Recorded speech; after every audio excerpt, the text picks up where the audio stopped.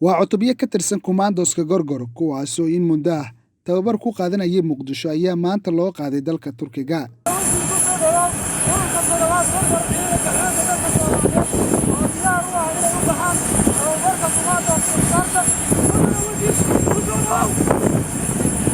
ciidamadan ayaa garoonka magaalada Muqdisho ka soo gootiyay saraakiil ka tirsan ciidamada Turkiga iyo waliba kuwa xoogga dalka Soomaaliyeed iyo wasiirka gaashaandhigga ee xukuumadda xilgaarsiinta Xasan Xuseen Xaaji. wasiirka wasaaradda gaashaandhigga ee xukuumadda xilgaarsiinta Xasan Xuseen Xaaji ayaa ciidamada u sheegay sababta tababarka loogu qaadayo dalka Turkiga inay tahay inay soo celiyaan sharafta ay lahaayeen ciidamada xoogga dalka Soomaaliyeed.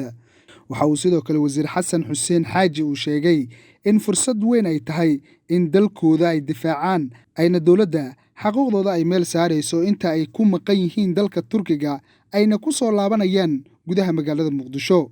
maanta waa farxad waxaan u jeednaa dhalinyaro Soomaaliyeed oo tababarkooda asaasiga ahaa ku dhamaystay Soomaaliya haddana u socdo Turkiga si ay u soo tababartaan ay dalkooda dib ugu soo laabtaan. waxaa saaran waajib tababarkaas in si fiican ay u soo qaataan sidii taliyaha sheegay dalka ku soo laabtaan ay difaacaan dalka dadka iyo diinta Soomaaliyeed inay difaacaan baa looga baahan yahay.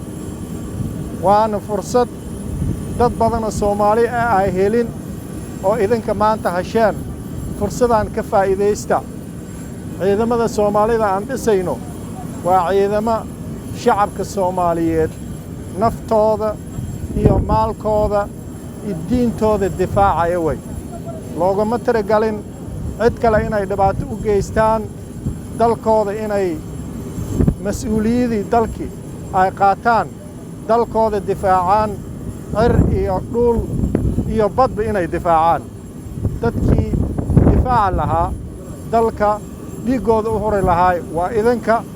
aniga dawlad ahaana diyaar baan u nahay inaan xuquuqdiina aasaasiga ahaa ilaalino dhinaca siyaasadda inaan si fiican idinla shaqayno waxyaabihii loo baahnaa ciidanka aan diyaarino. waad ogsoontihiin dalkeena codowga haysta codowgaas ku soo duulay oo al-shabaab la yiraahdo nolol u ogoleen dadkeena baabi'inayo tuulooyinka gubayo dadka barakicinayo oo dhibaatada Soomaaliya u geystay. waxaa la rabaa in dadkaas aad cirib tirtaan dalkeena idinkoo diintiina iyo dadkiina iyo dawladdiina magaceeda ma aragtay ku shaqaynayo oona u dhaartay. waxaan idin rajaynayaa kulligiina guul hore u soo guulaysteen tababarkii hore dhamaysteen haddana tababar labaad u socotaan guul aan idin rajaynaynaa. Cabdifataax Muumin 5TV Muqdisho.